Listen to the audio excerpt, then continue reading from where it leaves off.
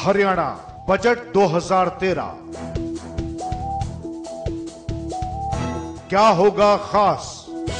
मुझे ये बताते हुए बहुत खुशी हो रही है कि 11वीं पंचवर्षीय योजना के दौरान वित्तीय संसाधन जुटाने में हरियाणा का प्रदर्शन देश के सभी राज्यों में बेहतर रहा है। इनेलो की मांग। हमारी एक ही बिल्डिंग में पंजाब की गवर्नमेंट चलती है, उनके रूल्स के अंदर है कि 40 दिन हाउस चलना चाहिए, हिमाचल के रूल्स में है 60 दिन चलना चाहिए। हमने स्पीकर साहब से कहा था कि सरकार किसी की हो, आप इसको रूल्स में डाल दो ना, कितने दिन में एंट्री करना हमने। हजका की डिमांड। तो सरकार को चाहिए कि कुछ ऐसी घोषणाएं करें जिस पे वो अमल कर सकें। सिर्फ एक घोषणा करके या कुछ ऐसी बातें करके जनता को गुमराह करने का काम ना करें। बीजेपी का प्लान। हम बताएंगे कि ये सरकार झूठे वादे करती है, झूठे दावे करती है, झूठी घोषणाएं करती है और उनमें सत्य बिल्कुल नहीं है। ग्राउंड पर, धरातल पर वो दावे कहीं भी नजर नहीं आते। क्या है बजट का सार। सारे प्रदेश की प्रगति का जो उन्होंने नक्शा दिया है और जो जितना पिछले साल में विकास हुआ है या आगे जो उसकी दिशा दी है उन्होंने, उसके लिए उनका धन्यवाद करना है। हरियाणा का बजट सत्र, पार्टियों का गेम प्लान।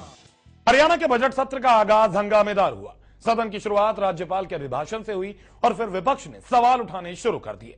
कुल मिलाकर हरियाणा के लिए अच्छी खबर यही है, 11वीं पंचवर्षीय योजना के तहत हरियाणा बुनियादी सुविधाओं के मामले में अव्वल है और इस सूबे ने वित्तीय संसाधन जुटाने के मामले में भी बाकी राज्यों को पीछे छोड़ दिया है।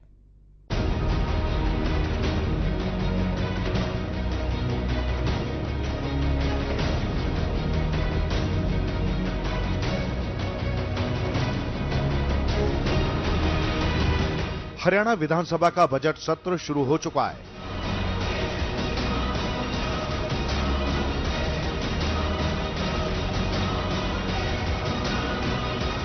राज्यपाल जगन्नाथ पाढ़िया के अभिभाषण के साथ सत्र की विधिवत शुरुआत हुई।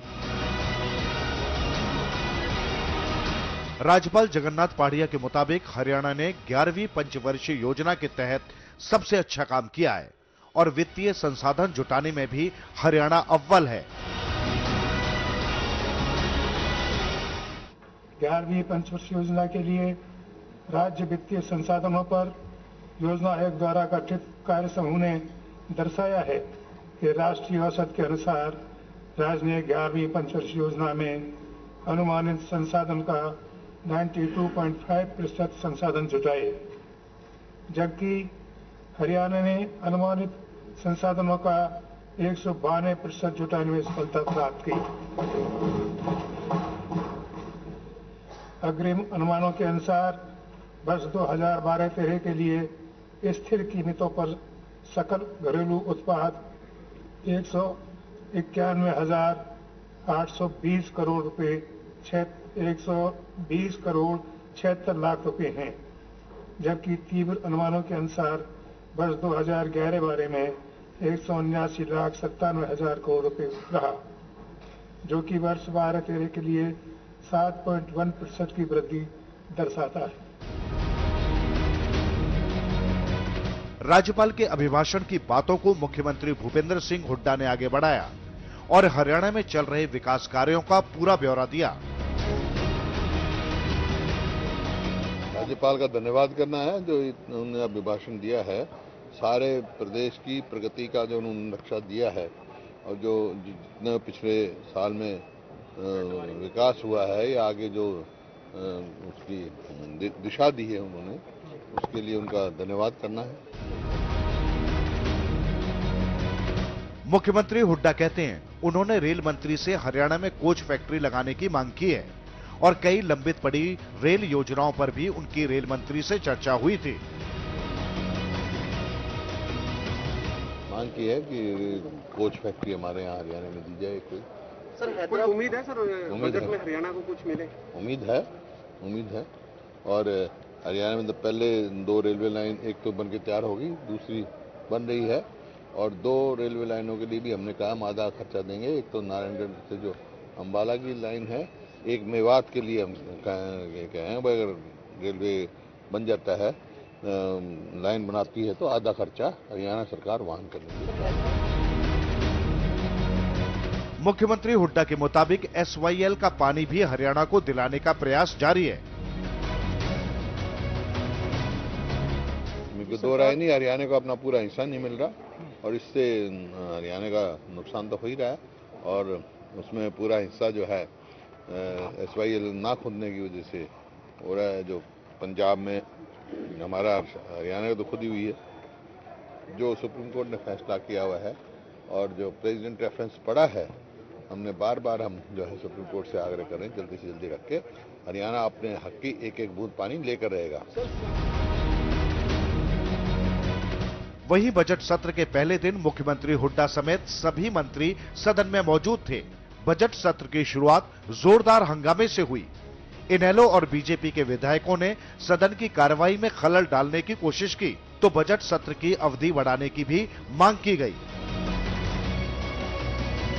और ये विकास की झूठी गौरव गाथा सुनाई गई है, जो कहीं पर भी विकास होता हुआ नजर नहीं आ रहा और इसको पढ़कर ऐसा लगता है कि हरियाणा सरकार तो गहरी निद्रा में सो रही है। उसको जनता की समस्याओं का बिल्कुल भी पूरी तरह से ज्ञान नहीं है। जनता जिन समस्याओं से जूझ रही है, आज बिजली पानी की समस्या से जनता जूझ रही है। ये सरकार ये नारा देकर आई थी कि हम 24 घंटे बिजली देंगे, आज 8 साल हो गए। आज सर्दियों में भी कट लग रहे हैं। आज सारे प्रदेश में सड़कों का हाल देखो, सारे प्रदेश में सड़कें टूटी हुई हैं। जो विधानसभा का सेशन है 6 महीने के बाद आता है और 6 महीने में हर असेंबली के मेंबर्स ने अपने हलके की बातें, कठिनाइयां, समस्याएं और प्रदेश भर की भी समस्याएं उठानी होती हैं। पर ये इतना छोटा समय दिया गया है कि कोई इसमें कुछ भी कह नहीं सकता, किन्हीं समस्याओं का अनावरण नहीं करा सकता। और प्रदेश में कितनी ही समस्याएं, महंगाई है, बेरोजगारी है, कानून व्यवस्था ठप है। जहां आप देखेंगे प्रदेश में न बिजली है, न पानी है, सड़कें नहीं है, स्कूलों में मास्टर नहीं है, अस्पतालों में डॉक्टर नहीं है। आज प्रदेश का बुरा हाल है। इन सब बातों को लेकर के हरियाणा विधानसभा का सेशन 6 महीने में आता है और वो भी एक सरकार अपने इस तरीके से करती है कि उनकी बातें कह देती है और विपक्षी विधायकों को कहने का कोई मौका नहीं। आपकी डिमांड क्या, कितना कम से कम समय देना चाहिए? हमने यही कहा था कि कम से कम 1 महीना का सेशन चलना चाहिए। सीटिंग 30 तो जरूर होनी चाहिए। आपके सामने इन्होंने तो केवल छोटी छोटी हैं, इसमें अपनी बात कहने के लिए विधायकों के पास कोई ना समय है और फिर भी अगर कोई तैयारी करके आएंगे तो ये कहने भी नहीं देंगे। ऐसा इनका रवैया ऐसे ही नजर आ रहा है। हरियाणा के बजट सत्र का आगाज बता रहा है पार्टियों का गेम प्लान काफी गहरा है और सदन के बाकी दिन भी काफी हंगामेदार रहेंगे।